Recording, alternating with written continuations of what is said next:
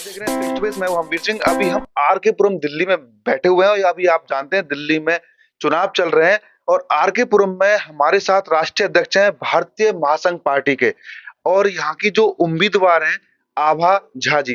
तो हम उनसे जानेंगे आभा झा जी को यहाँ से टिकट दिया है, यहाँ पर क्या क्या मूलभूत समस्या है और अगर जनता यहाँ का उनको वोट करती है, वो जिताकर लाती है तो आभा झा यहाँ पर क्या क्या विकास कार्य करेंगी और क्या यहाँ पर प्रमुख कार्य करेंगी। सर, सबसे पहले तो मैं आपसे बात करूंगा अध्यक्ष जी, जैसे कि आपका ये पार्टी का नाम बहुत अच्छा है, भारतीय महासंघ पार्टी, और अभी दिल्ली में विधानसभा के चुनाव लड़ रहे हैं, तो आर के पुरम सीट भी बहुत ही महत्वपूर्ण और वीआईपी सीटों में इसकी गिनती होती है।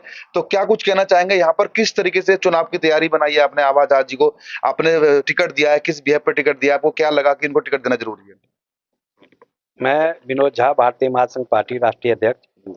मैं इन्हें आर के पुरम से प्रत्याशी घोषित किया हूँ, इसलिए एक तो पढ़ी लिखी हैं, बिहार से हैं और अच्छी सभ्य सुशील, और यहाँ की जो संस्कृति है, यहाँ का जो हाव भाव है, यहाँ की सफाई है और स्वास्थ्य, शिक्षा, रोजगार, उसको देखते हुए, क्योंकि दिल्ली में जो केजरीवाल आज 10 साल 12 साल से शासन कर रहे थे, लेकिन दिल्ली में ना तो स्वास्थ्य है, ना शिक्षा है, सब चरमराया हुआ है। एक पे एक फिर दारू फ्री है और उसके बाद कूड़ा का ढेर लगा हुआ है। तो उस कूड़ा के ढेर को जो है हम जब तक नहीं यहाँ से हटाएंगे, पोल्यूशन इतना बना पड़ा है जिसके कि यहाँ पे पोल्यूशन की डिग्री जो है बहुत हाई रैंक पे चल रही है। तो इस सब को देखते हुए हमने यहाँ पे दिल्ली में चुनाव लड़ने का जो है प्लान किया और यहाँ पे इनको जो है यहाँ से प्रत्याशी बनाया है।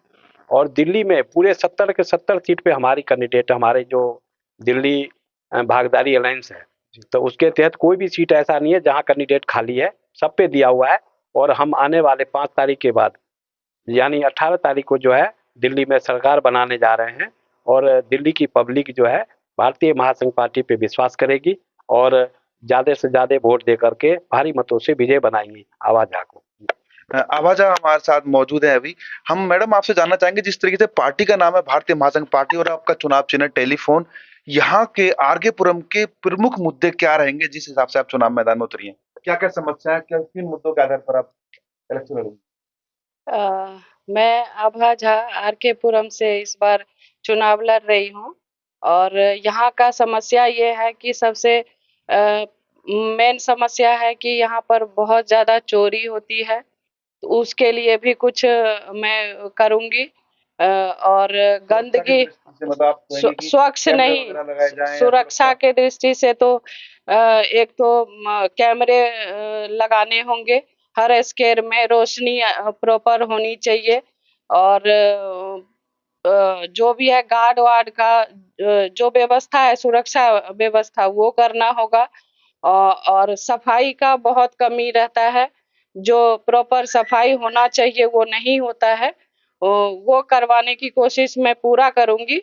और अगर यहाँ की जनता मुझे जिताती है तो मैं बहुत सारे ऐसे काम करना चाहूँगी अगर नहीं कि जिताएगी तो हम काम मैं बहुत सारे ऐसे काम करना चाहूँगी कि जिसमें जनता की भलाई हो और यहाँ जो इतना वीआईपी कॉलोनी है और यहाँ पे चोरी जैसे काम होता है, यहाँ पे इतना गंदगी रहता है, पॉल्यूशन से कानून व्यवस्था पर आप क्या कहेंगे? यहाँ की जो कानून व्यवस्था है वो किस तरह की है? कानून व्यवस्था पे क्या सुधार कर पाएंगे आप? कानून व्यवस्था तो ठीक ही है लगभग यहाँ का, लेकिन फिर भी जो भी कमियां रहेगा उसको हम सुधारने की कोशिश करेंगे, उसको हम जरूर सुधारेंगे। और बच्चों के लिए प्लेग्राउंड का प्रयास करूंगी कि बच्चे छोटे छोटे पार्क में खेलते हैं, उनको बुजुर्ग लोग भगाते हैं कि धूल उड़ता है, तुम लोग चोट लगा देते हो मुझे फुटबॉल से, बैट से। तो मैं ये चाहूंगी कि उनके लिए बड़ा सा प्लेग्राउंड मिले, बच्चों को भी खेलने का जगह मिले। शहर होने के नाते उनको जगह नहीं मिलता है खेलने का। तो मैं ये एक दो जो भी एरिया में अच्छा ग्राउंड बनाने की भी कोशिश करूंगी।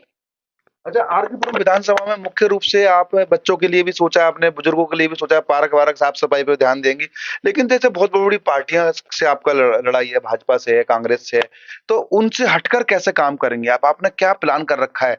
और उनसे हटकर ये करूंगी कि मैं देख रही हूँ कि यहाँ पे हमारे सेक्टर 8 में आर के पुरम में ऊपर लाइब्रेरी है और नीचे शराब का ठेका खोल दिया है, जिसका मैंने जाके सख्त विरोध भी किया था। वहां पे जाके हमने धरना भी दिया था, लेकिन कुछ हुआ नहीं उसका सुधार, जिसको मैं सख्त विरोध करके उसको हटाने की कोशिश करूंगी।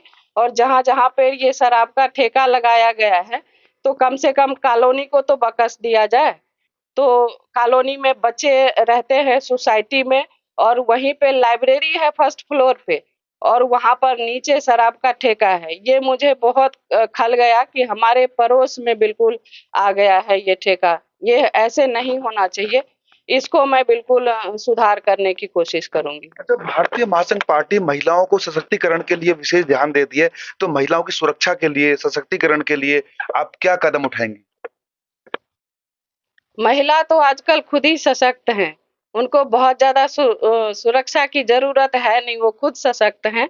फिर भी सुरक्षा जितना होना चाहिए उतना तो होना ही चाहिए, और वो मैं पूरा करूँगी कि जो सुरक्षा चाहिए उनको, वो बिल्कुल होना। महिला को अपने पैर पे खड़े होना ज़रूरी है, लड़कियों को पढ़ना ज़रूरी है, नौकरी ज़रूरी है, शिक्षा ज़रूरी है। तो वो सब कार्य होंगे जिसके लिए महिला को पूरा फायदा मिलेगा। और ये ठगने वाली बात, झूठ-मूठ का कुछ से कुछ बोल के कि ये देंगे, वो देंगे, अकाउंट में पैसे ट्रांसफर कर देंगे, ये सब मुझे तो सही नहीं लगता है। क्योंकि अपने पैर पे खड़े कर दो और उनको रोजगार मिले, चाहे महिला हो, चाहे बच्चे हों, युवा हों, उनको रोजगार मिलना चाहिए। उनको फ्री फंड का 1000-2000 मिल जाने से उनकी रोजी-रोटी नहीं चल सकती है, मेरे हिसाब से। अच्छा मैम, आपको नहीं लगता कि दिल्ली में सांस लेने के लिए स्वच्छ हवा की जरूरत है? हवा साफ चाहिए, पानी साफ चाहिए। क्या कहेंगे आप? दिल्ली वासी तो केजरीवाल जी के मुफ्त की रेवड़ियों के पीछे भाग रहे हैं, तो अपनी विधानसभा के लोगों से क्या अपील करना चाहेंगी? आपका स्वच्छ हवा सांस लेने के लिए बहुत जरूरी है, स्वास्थ्य अच्छा होना चाहिए, शिक्षा अच्छी होनी चाहिए। क्या कहेंगे आप? इसके लिए मैं सबसे पहले तो जो प्रदूषण का जड़ है, उस पे ध्यान दूंगी कि उसको कैसे हटाया जाए। और दूसरा ये है कि उसके लिए एयर प्यूरिफायर का व्यवस्था मैं अगर सार्वजनिक जगह पे जितना हो सकेगा मैं करूंगी। एयर प्यूरिफाई रहेगा तो सांस लेने में प्रदूषण नहीं जाएगा। इसके लिए मैं जरूर सोचूंगी।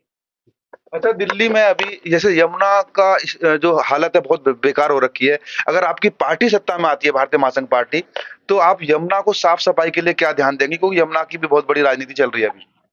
बिल्कुल मैं ध्यान दूंगी। यमुना तो सबसे पहले उसमें आता है, क्योंकि मैं बिहार से हूँ, इसलिए यहाँ पर बहुत जोर शोर से छठ मनाया जाता है। और यमुना यमुना नदी तो बिल्कुल मतलब उसमें हाथ लगाने लायक नहीं है। इतना जहरीला हो चुका है वो कि वो हाथ लगाने लायक नहीं है। और छठ मनाने के लिए तो हमारी व्रती जो होती हैं, हमारी पवनैतिन भी बोलते हैं उनको, तो वो पानी में खड़ी रहती हैं काफी टाइम तक। तो उनको तो स्किन प्रॉब्लम और ये बहुत सारी चीजें हो सकती है प्रॉब्लम, जिसके लिए यमुना को तो बिल्कुल स्वच्छ करना होगा। और स्वच्छ करके मैं रहूंगी। मैं जीतूंगी तो बिल्कुल स्वच्छ करूंगी। यमुना को सबसे पहले स्वच्छ करूंगी मैं। अच्छा, ये जो फ्री जो बिजली की अभी चल रही है योजना, ये जो केजरीवाल साहब ने चला रखी है, और फ्री बस की योजना, क्या आपकी सत्ता भारतीय महासंघ पार्टी आती है तो ये सब जारी रहेंगी, बरकरार रहेंगी? बरकरार रहेगी ये सुविधा, या बंद करवा देंगे आप? मैं इसको बरकरार भी पूरी तरह अच्छा नहीं लग रहा है मुझे कि ये अगर ऐसे रहता है तो, क्योंकि फ्री और सहयोग मिलना चाहिए, सहायता मिलना चाहिए जो गरीबों को और बुजुर्गों को। और कोई स्टूडेंट है तो उसके लिए सही है। हर किसी के लिए अगर फ्री हो जाता है तो ये भी सही नहीं लगता है मुझे। अच्छा सर, आप क्या कहना चाहेंगे? ये क्या अभी जो बहुत सारी मुद्दे हैं हमारे देश में, दिल्ली में, तो दिल्ली में दिल्ली वासियों के लिए ये जो फ्री की रेवड़ी है, क्या ये खत्म हो जाएगी, या फिर आप कुछ और प्लान कर रखा है आपने? ऐसा है, दिल्ली में जो है, जो ये महिला को जो है 2100 रुपया देने की प्लान जो है सरकार ने बनाया है, तो ये तो आपके चुनावी जुमला है।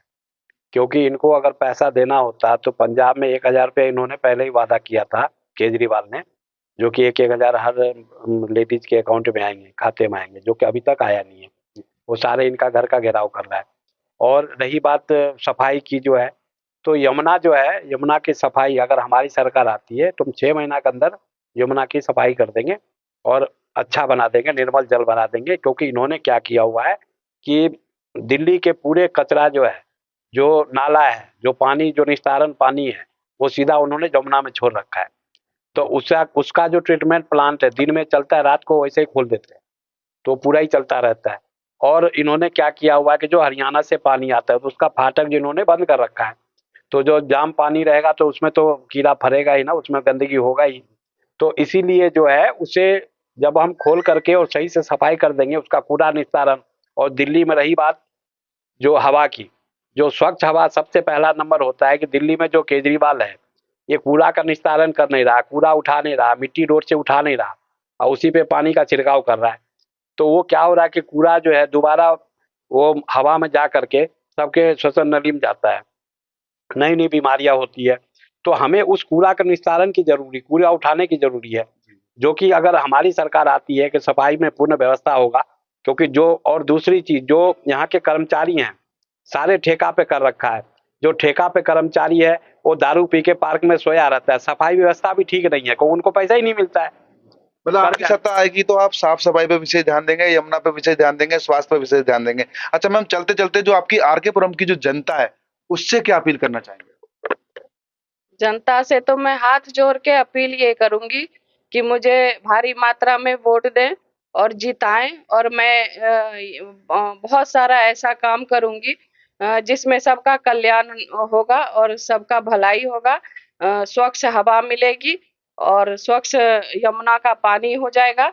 और यहाँ स्थान में भी आर के पुरम में भी साफ सफाई और हर चीज, दिल्ली में भी साफ सफाई पूरा प्रयास करूंगी कि अच्छे से साफ सफाई रहे और सुरक्षा रहेगा। कैमरे वैमरे का भी व्यवस्था कराऊंगी जगह जगह पे, और रोशनी अच्छी रहे सब जगह पे और सफाई रहे। ये काम मैं करूंगी। और बच्चों के लिए प्लेग्राउंड भी बनवाऊंगी। तो जनता से अपील ये है कि भारी मात्रा में हमें वोट देके जिताने की कोशिश करें, क्योंकि जीतूंगी नहीं तो ये सब कर नहीं पाऊंगी, ये सपना ही रह जाएगा। तो इसलिए जीतना जरूरी है। जो झुग्गी और झोपड़ी है हमारे आसपास, उन सब के लिए भी जितने भी झुग्गी है वो सबको मकान भी मिलेगा। और वहाँ पर गंदगी रहती है, उसकी सफाई का व्यवस्था और प्रॉपर सुचारू रूप से कैसे रहेंगे, जैसे सब लोग रहते हैं वैसे झुग्गी वाले को भी रहना चाहिए। इसलिए उनके लिए भी सारा वो प्रबंध किया जाएगा, जैसे वो लोग भी अच्छी जिंदगी जी सके। धन्यवाद। तो ये थे आज की हमारी खास मेहमान आभा जहाजी, जो आर के पुरम की उम्मीदवार हैं भारतीय महासंघ पार्टी से। फिर आऊंगा किसी खास मुद्दे पर बात करने के लिए। देखना न भूलें Face to Face Media News सुबह दिल्ली।